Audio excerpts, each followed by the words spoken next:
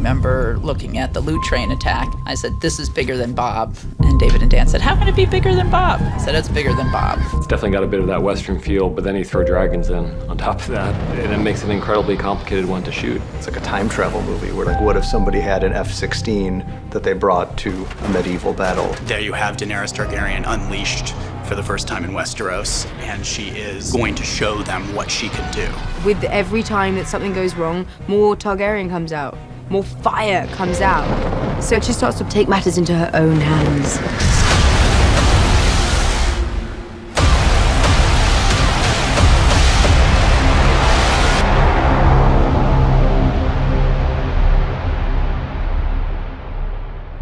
When you have a big battle sequence, especially one where you have multiple points of view, you have to figure out how you balance those and what is the sort of chief point of view that you want to lean on. And I chose to focus on Jaime, that it was about being on the other side of a dragon attack, trying to hold together his troops in the middle of watching the world change forever. It's just complete annihilation. And like he sees the horror of so many men just burned to ashes. There's nothing you can do, which is scary. She keeps losing battles and being weakened without ever striking back. And there's only so much of that Dany can take. There's only so much of that anyone would be able to take. We're now left with our heroes, and our heroes are on opposite ends of this chessboard. Tyrion has the most complex set of emotions about this battle of anyone, because he's got the woman he serves on one end, and he's got his brother who he loves on the other end. That is a real struggle for him. Every piece of his being is wishing he can intercede, but he can't. And I'm seeing firsthand my family lose. She's the aggressor, and Jaime and Bronn, through their POV, we see that it ain't pretty conquering. And the hope is that the audience doesn't know who to root for in that sequence. Something like the loot train involves a lot of different departments, all working at sort of the very extremes of their abilities, I think. This was a difficult challenge because there are so many different looks and phases of the battle that come into play. There's a lot of continuity to make sure that we're in the right space, in the right part of the process, reflecting the right amount of burn. And then do it in between the cracks of everybody else doing their job. Because the entire sequence is a wagon train and involves 27 wagons and their various bits of dressing. We have to reshuffle the entire set constantly, which means dressing 180 degrees or 360 depending on the camera movement. So it means we have to be very particular when it comes to dressing our burnt elements, our unburnt elements, our partial burnt elements. There's so many stages to consider, but it's definitely a hell of a lot more fun when it gets into the bloody battle. We have a dye that we're using, which is an eco-friendly dye, which dyes things black to make it look very charred and burnt. And we're using several forms of ash as well to dress in and make it all look authentic, along with charcoal and stuff like that. Maybe when you're watching it, it doesn't necessarily stand out, and that means we've done our job because people just accept this is the world and that's the environment. We are the front line of defense, and detail is our job, so we're very happy about it. When I get to a sequence like the one we're doing right now, I take a deep breath and go, oh boy, that is going to be a lot of work.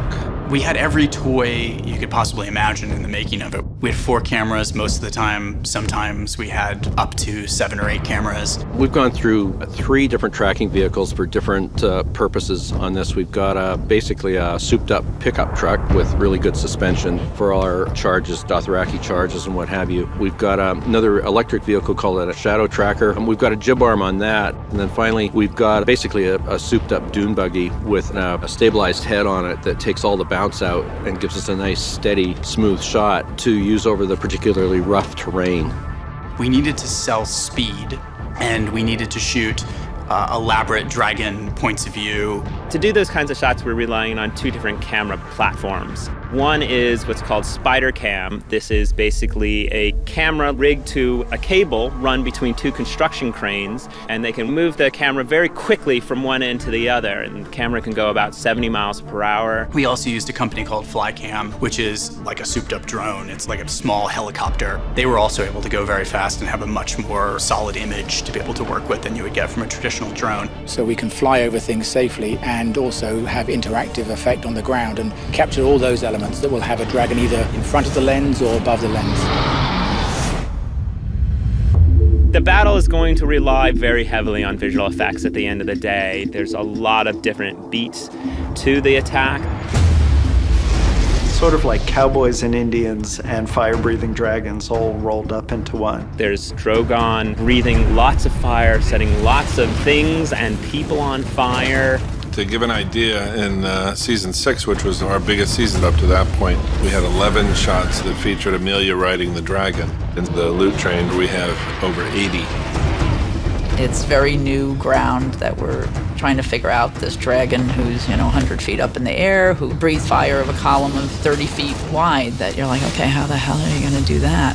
You've got Amelia on the back of a motion base that's animated to fly in concert with the animation on the dragon. So that the thing she's moving on is moving around as if she was really riding on Drogon, but in a stage in Belfast in front of green screen. So being on this theme park ride, which is kind of what it is, and you're strapped in, then looking like you are controlling it, when there's so much going on, you just got to harness every single bit of imagination you have and just use it.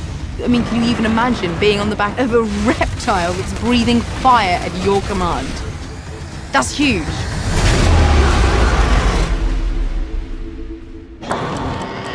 One of the most complicated shots was this strafe run where the camera's over the back of Dany as she is blasting the shit out of this line of Lannisters and loot train carriages. We had to have Spider Cam fly a camera in real time and in perfect sync with 100 feet of ground explosions that are huge. Sam is our effects guru, and he's kind of a madman in the best possible way. And, one of his responsibilities is setting things on fire, which he's really good at. The strafe run was 150 feet long, and it had 15 rows of charges. We tested it in Madrid back in August. We only tested a short section of it, minus the cuts, because we were still making those. All the effect has to mimic as though the flame is coming from the sky. So we'll always size up the flame later in post. We'll shoot elements of flame against black, but Sam here has to make it feel that the impact of the flame is pushing along, so it has a travel to it. I mean, we've been blowing things up on many days, but working out the timing of that was quite a process. In the end, we went with a fuel mix and explosives to give almost like a machine gun sort of strafe, but closer together. And as each one exploded, it would then engulf the next and the next and the next, so you almost get a seamless line of flame just growing through. Because it was only one take, there was a lot that could go wrong. There was a lot of materials used and a lot of pyro used as well. So it's the excitement of when that button is pressed.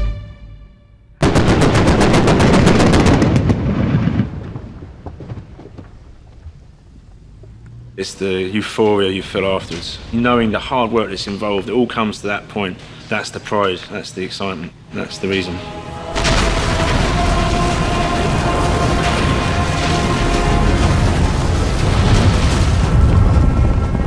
George Martin's often said that the Dothraki are kind of an amalgam of American Indian tribes and the Mongols. Both peoples who were, phenomenal on horseback, and they were just much faster and so unorthodox in their battle approach that they could literally ride circles around their enemies. I think there was a line in the outline that said, and it's down to Camilla to do her tricks. I was like, thanks, D&D. Okay, where are we going to go now? Let's think of some ideas. What can we bring which has never been seen on screen before? She said, what about as the Dothraki are coming down, if they all just stood up on their horses and started shooting arrows at them? And I thought, that sounds great, but that's not possible. She said, no, it is. We build these special stirrups and we can do it. So I sent a team out here with the horses, and they started rehearsing the action and shooting a previs, which was then sent back to Northern Ireland, and then we could start putting that in front of people. You've got almost a metal shoe that you put your foot into, and then you have one foot on the side of the horse and the other foot on the top of the saddle. So we have these guys standing up, and we're endeavouring to try and create something that somebody hasn't seen before. And it's extraordinary. It's like a wave rising up from a still ocean, and all these guys perfectly coordinated rising up, and I love it. And it shows us that the Dothraki are horse masters, because we really haven't had that opportunity before. So much of these battle scenes now has become visual effects that I hope people realize that much of this is actually being done. It's really, stuntmen standing up on horses with bow and arrow, shooting arrows, and it's an impressive thing to see. There is something about a guy on a horse, standing on a horse, charging. There's something pretty impressive where you go, you don't just do that. And we were kind of thinking to do something Mad Maxy. When they come in, it's crazy. They're coming in different shapes. You don't know where they're coming from, and they're just these absolute madmen on horses. And that's what we tried to recreate on screen for the loot train sequence. Ready, and 3, 2, 1, action! This battle was the most fire-intensive one we've had. We burned more stuntmen than has ever been burned in a single shot and in a single sequence. The dragons have grown. They're the size of a 747 now. So you'd think then that the amount of people they burn in one go would increase. We have potentially the most full burns ever done on TV history, which is burning 20 men in one shot, which we have coming up. And there was a few raised eyebrows when I suggested 20. And it wasn't just because it's a record, although it is. It was because we just needed to see the scope of what was happening. So that was quite a challenge. The difficulty with 20 people is just that you ramp up the safety aspect of it, because there's more people in harm's way, there's more that can go wrong. That was quite nerve-wracking for many reasons. Obviously, when you have that amount of people collected and they're all on fire, you get a lot of heat gathering in the centre. So I was really concerned about the guys in the middle. And I wanted to make sure that we get the guys on the outsides as far away from the guys on the inside as quickly as possible. We're using Tamar poppers. This basically like a camping cylinder, and we put it inside a metal cage so that the shrapnel won't hurt anybody. And we basically put a pyro charge on that, which explodes the gas popper, creates a 15-feet fireball. And we put one of those with each performer. It just means that when you light them, they really light. During this whole process where you are on fire, you do have to hold your breath, and that's the key point, is to keep your heart rate down so you can hold your breath throughout the whole scene. Riley's big on making it as calm as possible, If someone's on fire, it's quite a high adrenaline thing going on, and saving your breath is very important, so you've got to be calm. We are a show that doesn't sit on our laurels, so we do try and top ourselves each year, although we seem to make it more and more difficult for ourselves as we go on. There's just a fear factor, of course, that we see a man on fire, never mind 20 guys in one go. It's scary. Ready, and 3, 2, 1, action! 2, 3, 4, 5, 6, 7, 8, 9, 10, 11, 12,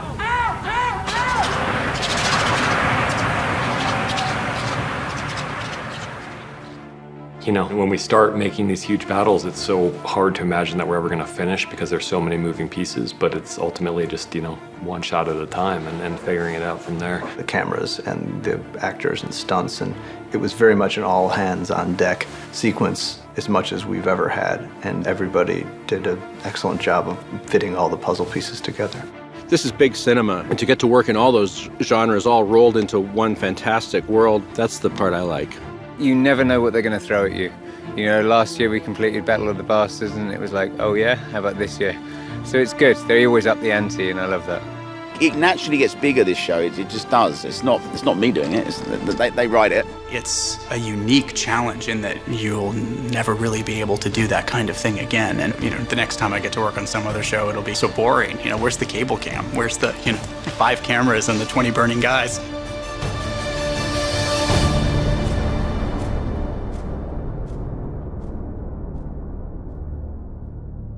Hey, Vale here with an added bonus to this video. Now, just like me, I'm sure you love movies, and I've got some pretty interesting movie budget facts, if I do say so myself. Did you know that the movie Gravity was more expensive than the Indian Mars mission? Yes.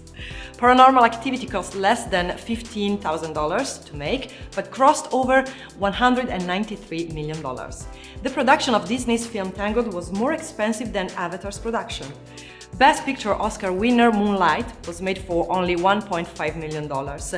There hasn't been a Best Picture winner with a budget that low since Rocky.